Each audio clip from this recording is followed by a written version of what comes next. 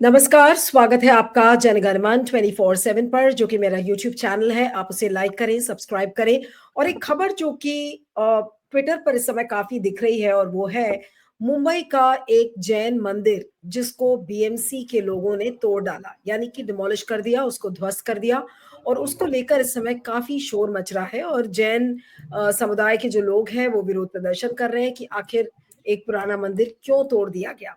अब जो खबरें आ रही हैं, demolition has drawn sharp criticism from members of the Jain community who have described the action as unwarranted. जो अनिल शाह हैं, ट्रस्टी हैं जो मंदिर के, उन्होंने भी ये बताया कि ये जो डेमोलिशन हुआ था, यानी कि जो ध्वस्तीकरण हुआ है मंदिर का, वो बुधवार को हुआ था। The structure dated back to the 1960s and had been renovated with the BMC's permission in the past. यानी कि BMC के परमिशन से उसको रेनोवेट भी किया गया। There is a government resolution which says that such structures can be regularized.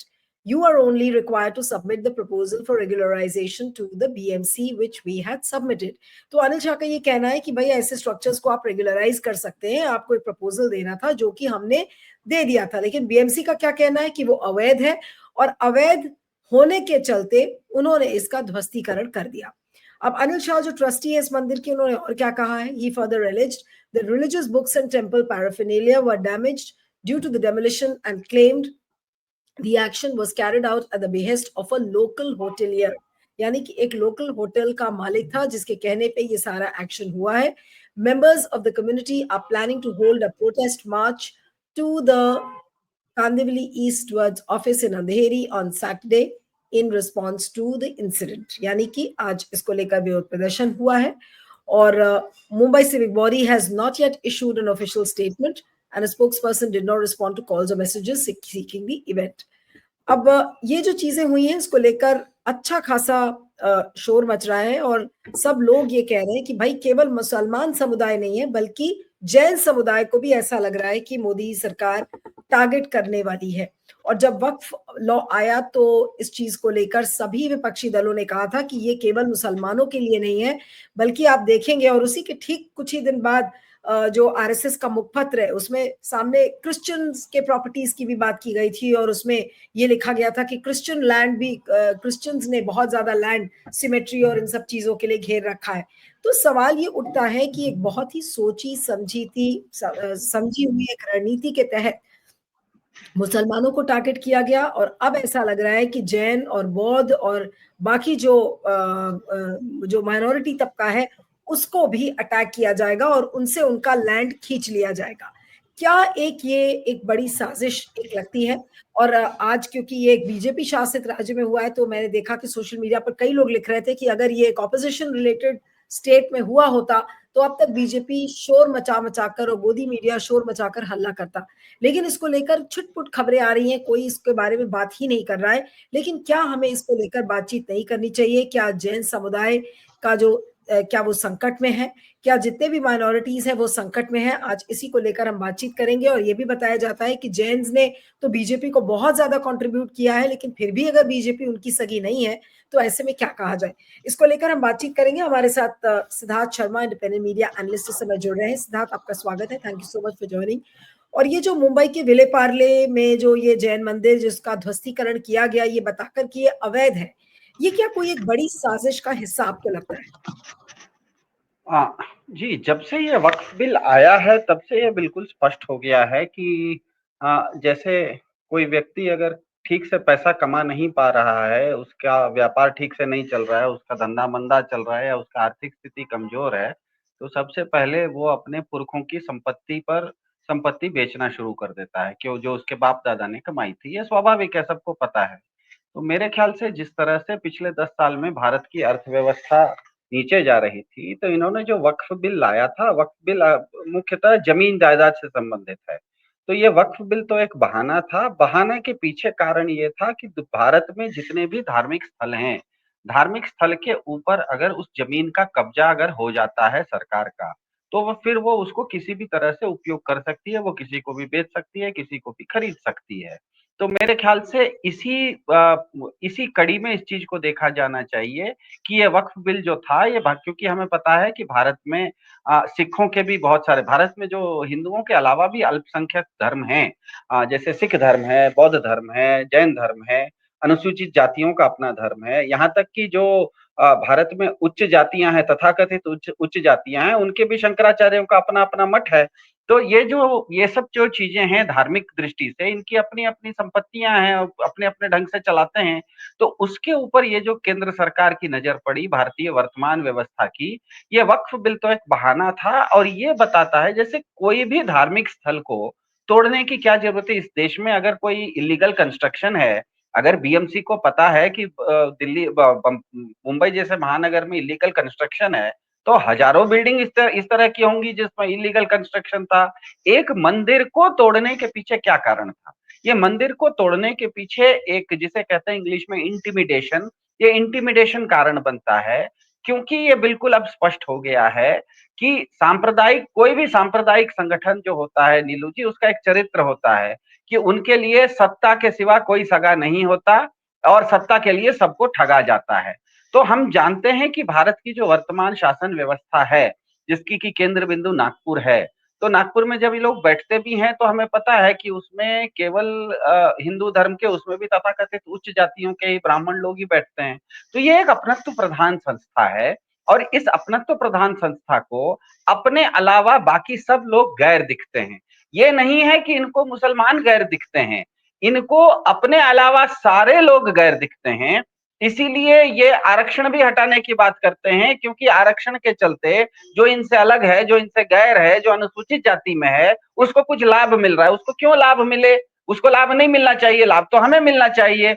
इसीलिए जैन धर्म के इस मंदिर के ऊपर भी इस तरह के, ठीक है मंदिर मान लीजिए कानूनी रूप से जिस तरह से आपने कहा उसके अनुसार तो लग रहा है कि मंदिर के ट्रस्टी का ये भी कहना था कि ये मामला ऑलरेडी कोर्ट में है, और अगर मामला कोर्ट में है तो आप बुलडोजर क्यों चला रहे हो? आप बुलडोजर से किसको टाइट कर रहे हो? अब्दुल को टाइट करते करते अपने जैन दोस्तों को क्यों टाइट कर रहे हो? हमें पता है कि भारत की अर्थव्यवस्था में जैनों का बहुत बड़ा योगदान है। उनका उन जैनों का जो क्या कहते हैं, उनकी जो जनसंख्या है, उसके अनुपात में भारतीय अर्थव्यवस्था में उनका योगदान बहुत बड़ा है। उदाहरण के लिए मैं 3-4 नाम लूंगा। इंडिगो एयरलाइंस है, जैन धर्म से संबंधित लोगों की है।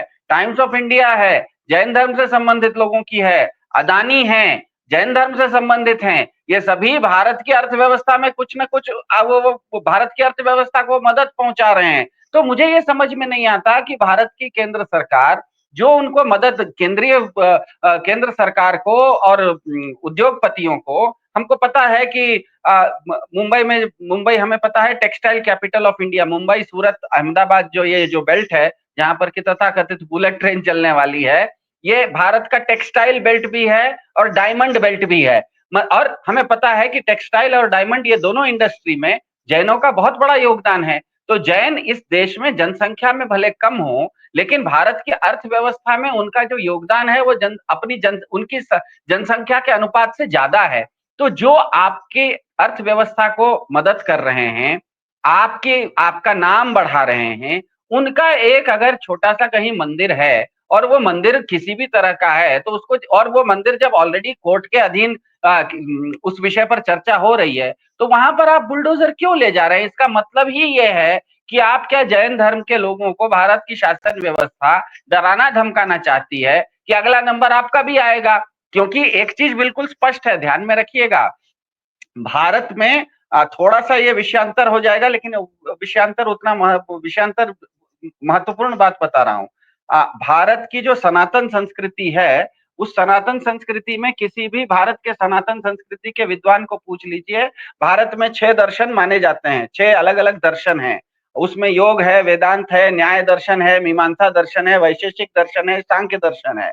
इन सभी दर्शनों में अभी ज्यादा जो भारत की वर्तमान व्यवस्था शासन पद्धति है वो आस्तिक विचारधारा को मानती है, जबकि भारत में सांख्य है, वैशेषिक है, मीमांसा है और न्याय है। ये 4 दर्शन ऐसे हैं जो कि नास्तिक नास्तिक दर्शन है। इसमें मतलब ईश्वर को माना नहीं जाता है। आश्चर्य आपको होगा कि बौद्ध धर्म और जो जैन धर्म है, इसके भी दर्शन के अनुसार ये धर्म नास्तिक धर्म है। मतलब ये नास्तिक का मतलब नास्तिक का मतलब दार्शनिक स्तर पे कि किसी ईश्वर ने ये पूरा का पूरा ब्रह्मांड बनाया, कोई रचयिता था, ऐसा नहीं मानता है। तो यहाँ पर आप देखिएगा कि भारत की दर्शन, आज की वर्तमान शासन पद्धति जिस तरह की भगवान मंदिर पूजा वगैरह करती है, 1 डेढ़ साल पहले हमने अयोध्या में एक बहुत भव्य मंदिर का भी उद्घाटन किया था, बहुत खुशी होती है। तो ऐसा तो नहीं हो सकता ना कि अयोध्या में मेरा मंदिर है, उसका तो मैं भव्य पूजा करूंगा, और मुझसे ही संबंधित मेरे छोटे भाई का एक मंदिर बंबई में है तो आप उस मंदिर को तोड़ेंगे। तो ये जो विरोधाभास है, ये कहीं ना कहीं बता रहा है कि ये जो नागपुर से चलने वाली भारत की शासन व्यवस्था है, जो कि अपनत्व प्रधान ज्यादा है, वो न्याय प्रधान नहीं है। अपनत्व का मतलब ही है कि ये मैं हूं, इसके अलावा जो भी हैं ये पराये हैं। तो पराये में शुरुआत हुई शायद मुसलमानों से। थोड़े दिन पहले हमने ये भी देखा कि एक और ऑर्गेनाइजर नाम की पत्रिका थी, उसने ईसाइयों के बारे में भी, जैसे ही वक्फ बिल पास हुआ, उन्होंने कहा कि हम ईसाइयों की संपत्ति पर भी लेंगे। अरे भारत में तो जैनों की भी संपत्ति है, भारत में तो सिखों की भी संपत्ति है, भारत का जो अमृतसर का स्वर्ण मंदिर है वो सिखों का है। तो इस तरह के अनुसूचित जातियों का अपना मंदिर है, ब्राह्मणों का अपना 4 शंकराचार्यों का मठ है, कोई बद्रीनाथ में है, तो कोई द्वारका में है, तो कोई पुरी में है, तो कोई दक्षिण भारत में श्रृंगेरी में है। तो ये सब चीजें जो हजारों साल से चलती आ रही हैं, परंपरा, धार्मिक परंपरा, उसकी संपत्ति पर केंद्र सरकार अपना मंदिर तो बना लेती है अयोध्या में, खुशी की बात है। तो जैसा मेरा मंदिर है उसी तरह से तो जैनों के भी तो भगवान है मुंबई में, उनके मंदिर को आप क्यों तोड़ रहे हैं, उनको क्यों इंटिमिडेट कर रहे हैं? मेरे ख्याल से आने वाले समय में इस तरह की, अगर इस तरह का भारत की शासन व्यवस्था का क्या कहते हैं, डराने और धमकाने की पद्धति जारी रही, तो मुझे लगता है कि भारत में बाद की बात क्या कहते हैं, अल्पसंख्यकों की तो बात बाद में, जो समर्थक हैं भाजपा के समर्थक हैं, उन्हीं के अंदर एक तरह की दरार पड़ने वाली है। क्योंकि आप तो उनका ही आप अपने ही घर में, मतलब आप अपने सगों को आप ठगना शुरू कर दिए हैं। अपने सगों को तो कम से कम मत ठगिए, अपने सगों को तो छोड़ दीजिए, दूसरे को ठगिए, समझ में आता है, अपने अपने सगों को क्यों ठग रहे हैं? तो मेरे ख्याल से सबसे पहले तो सबसे मुख्य बात तो यह है कि कहीं पर भी किसी का भी आस्था का केंद्र है, जैन लोग भी तो भगवान महावीर को भी तो, जैसे बौद्ध धर्म में बुद्ध भगवान है, तो हिंदू धर्म बुद्ध भगवान को 10 अवतारों में से एक मानता है ना, महावीर हैं, भगवान महावीर हैं। हमारे यहाँ भी कई बार बजरंग बली, हनुमान जी को भी हम लोग महावीर बोलते हैं। तो भगवान महावीर भी इसी देश की बिहार राज्य से में पैदा हुए थे। बुद्ध भगवान भी इसी देश के हैं। भले वो धर्म हो सकता है कि अल्पसंख्यक हो जैन संख्या में, लेकिन वो भी तो इसी देश का धर्म है। इस देश के धर्म के ही का ही मंदिर इसी देश की हिंदू सरकार अगर तोड़ना शुरू करे, तो ये तो बहुत आश्चर्यजनक है। इसका मतलब कोई कारण ही नहीं दिखता है। नहीं, कारण तो नहीं है, लेकिन बेकारण भी बीजेपी ये सब काम नहीं करती है। और वो भी बीजेपी की सरकार है, महायुति की सरकार है। क्या उनको नहीं पता था कि किस तरीके का बैकलैश हो सकता है? और धर्म की राजनीति करते हैं, हिंदुओं को प्रोटेक्ट करने की बात करते हैं, जो बाहर से जो फॉरेनर्स आए थे उनको प्रोटेक्ट करने की बात की जाती है। तो फिर इस तरीके का एक कृत्य क्यों किया? क्या कोई एक सोची समझी चाल के तहत है, या कोई एक और बड़ी साजिश है जिसका हम अभी पता नहीं लगा पा रहे? मैं जितना इस चीज को सोशल मीडिया ट्विटर पे देख रहा था कि जैसे इन्होंने मंदिर तोड़ा, तो काफी सारे जो जैन वहां के अनुयायी थे, आसपास के जो भक्त थे, वो बेचारे टूटे हुए मंदिर से छोटी छोटी मूर्तियां वगैरह जो भी थी वो बचा बचा के धीरे धीरे निकाल रहे थे। उसमें महिलाएं भी थी। मेरे ख्याल से अगर उसका वीडियो वो ट्विटर पे जो चल रहा है वो वीडियो दिखाया जा सकता है, कोई भी जाके देख सकता है। तो ये बताता है कि जैन धर्म, हमें पता है कि भगवान महावीर का जो धर्म है वो अहिंसा प्रधान धर्म है। भगवान महावीर भारत दुनिया में सबसे पहले ऐसे व्यक्ति थे जिन्होंने संपूर्ण अहिंसा की बात की। हम लोग ये भी जानते हैं कि जो जैन धर्म के गुरु होते हैं, कई सारे जैन धर्म के अनुयायी जो साधु संत होते हैं, वो मुंह पर भी पट्टी बांधते हैं ताकि उनकी बातचीत करने से कोई कोई छोटे मोटे जो जीवाणु हैं उनको उनके साथ हिंसा ना हो जाए। तो मुझे लगता है कि भारत की शासन व्यवस्था ये जानती है कि जैन धर्म के लोग अहिंसक हैं, तो जो अहिंसक होता है उसके ऊपर अत्याचार ज्यादा किया जा सकता है, क्योंकि वो उतना उग्र उसके ऊपर वो क्या कहते हैं पुश बैक नहीं देता। क्योंकि आप दूसरे किसी के साथ कीजिएगा, कई बार ऐसा होता है कि इस तरह का आप अगर मंदिर वगैरह तोड़िए, कहीं पर भी सामान्य बात है कि कहीं पर भी अगर मंदिर वगैरह तोड़ा जाता है तो बहुत जल्दी लोगों के अंदर रोष पनप जाता है, और ये स्वाभाविक स्वाभाविक प्रक्रिया है, क्योंकि ये आस्था की बात होती है। लेकिन जैन धर्म के साथ ऐसी बात है, क्योंकि सिद्धांततः जैन धर्म अहिंसावादी है। भगवान महावीर के समय से ही, उससे पहले से भी जैन धर्म अहिंसा को मानता है, इसीलिए उसके अनुयायी जो हैं वो उग्र नहीं होते। इसीलिए ये सबसे आसान टारगेट होता है। जैसे क्लासरूम में टीचर सबसे ज्यादा छड़ी उसी पर चलाता है, जो बच्चा बिल्कुल बेचारा सीधा होता है, वो चिल्लाता कम है। तो मेरे ख्याल से इस तरह का एक संदेश देने की कोशिश की जा रही है कि नंबर उनका भी आएगा। और सबसे बड़ी बात यह है कि पुराने जमाने की एक कहावत है, जो कि अभी भी आप लोग सब देख सकते हैं, जंगल की आग को शहर में पहुंचते देर नहीं लगती। अभी कुछ महीने पहले हमने कैलिफोर्निया में देखा था, कैलिफोर्निया से दूर जंगल में आग लगी थी, और तुरंत 2-4 दिन के अंदर वो आग कैलिफोर्निया के ऐसे लोगों के पास पहुंच गई, हॉलीवुड तक पहुंच गई, जहां पर कि लोगों के अरबों डॉलर के बंगले थे वो सब जल गए। तो हमें ये ध्यान में रखना होता है कि सांप्रदायिकता की जो आग होती है, वो ऐसी होती है कि वो जहां लगती है वहीं तक सीमित नहीं रहती। वो धीरे धीरे उसके जद में सब आते हैं, नंबर सबका आएगा। जैसे कहा जाता है कि नंबर सबका आएगा। तो भारत में जिस तरह की सांप्रदायिक एक कथानक, एक तरह से सांप्रदायिकता का माहौल उत्पन्न हुआ है, उस सांप्रदायिकता के माहौल में मुझे ये समझ में नहीं आता कि भारत में तथाकथित अगर हिंदू सरकार है, तो वो मंदिर कैसे तोड़ रही है। मुझे ये अभी तक मेरे मेरे जहन में ये समझ में नहीं आ रहा है कि 1-1.5 साल पहले अयोध्या में भव्य मंदिर बनाने वाले उसी सरकार के अंतर्गत एक दूसरे धर्म, उस हिंदू धर्म से ही संबंधित जैन धर्म का मंदिर तोड़ा कैसे जा रहा है। क्या इसीलिए तोड़ा जा रहा है कि जैन बहुत अहिंसक होते हैं, वो उग्र प्रदर्शन नहीं करेंगे, उनका अगर आप मंदिर भी तोड़ देंगे तो उसके भक्तगण बेचारी महिलाएं और पुरुष छोटी छोटी मूर्तियां लेके निकल जाएंगे, वो किसी तरह का आपके खिलाफ आवाज नहीं उठाएंगे। लेकिन ये करना अगर इस तरह की सोच है, तो इसका मतलब फिर से वही है कि ये जो नागपुर से संचालित हो रही है भारत की शासन व्यवस्था, वो अपनत्व प्रधान संगठन है। अपनत्व में अपने अलावा अपने और स्वजातीय, जिसे स्वजन कहते हैं, मेरे स्वजन के अलावा बाकी जो भी लोग हैं वो सब बाहरी हैं। तो धीरे धीरे नंबर सबका आएगा।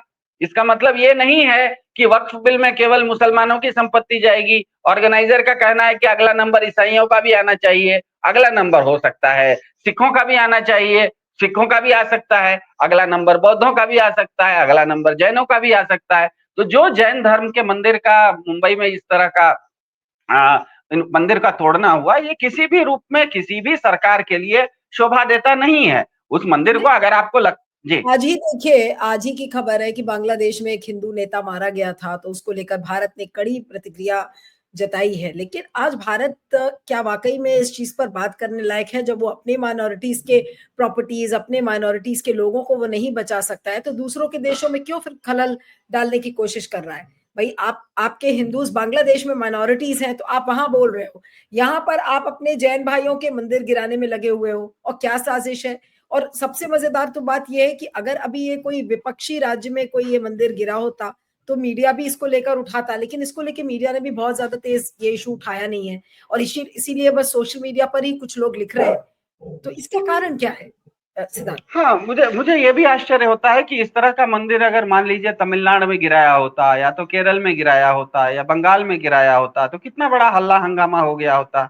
लेकिन ये मंदिर, आश्चर्य यह है कि भाजपा शासित राज्य में गिराया जा रहा है। और जैन धर्म कोई हिंदू धर्म से अलग धर्म नहीं है। भले वो संख्या में जैन भारत में आप केवल अगर संख्या को देखिए तो जैन धर्म को मानने वाले संख्या में भले कम है, लेकिन दिवाली के दिन वो भी तो लक्ष्मी पूजन करते हैं। कोई भी जैन जो होता है, वो दिवाली के दिन लक्ष्मी पूजन वो भी करते हैं, गणेश जी का पूजन वो भी करते हैं। उनके दुकान के नाम, उनके उन लोगों के नाम भी वैसे ही होते हैं जैसे हिंदू धर्म के होते हैं। तो वो हिंदू धर्म का ही वो एक अंग है। तो मुझे समझ में नहीं आ रहा है, हिंदू धर्म की सरकार अयोध्या में तो मंदिर बहुत भव्य बनाती है, तो मुंबई में वैसा मंदिर को ध्वस्त कैसे करती है। इसका मतलब ही कहीं ना कहीं ये लग रहा है कि यहाँ पर ये किसी अपनों को ठगने की ये कोई साजिश है। यहाँ पर जिसको हम अपना मान रहे हैं, वो शायद आपको उतना अपना नहीं मान रहा है जितना आप उसको अपना मान रहे हैं। आप जिसको अपना मान के समर्थन कर रहे हैं, वो भी तो आपको अपना माने।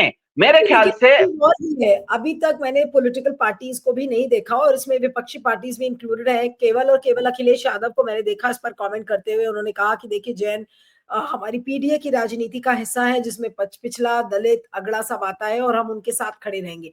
बाकी पॉलिटिकल पार्टीज के लिए भी ये ऐसा बहुत बड़ा इशू नहीं है। इसका क्या कारण है?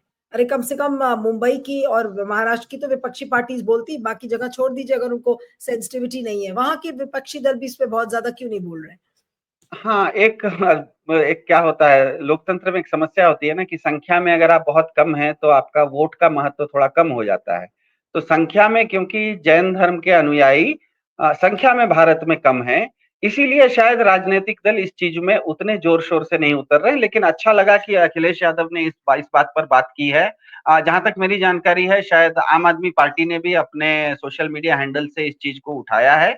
और ये चीज बिल्कुल स्पष्ट है कि इस तरह का काम किसी भी आप किसी भी दृष्टिकोण से देखिए, भगवान का मंदिर तोड़ना किसी भी सरकार के लिए, किसी भी कारण से, सरकार किसी की भी रहे, किसी भी कारण से वो उचित नहीं ठहराया जा सकता है।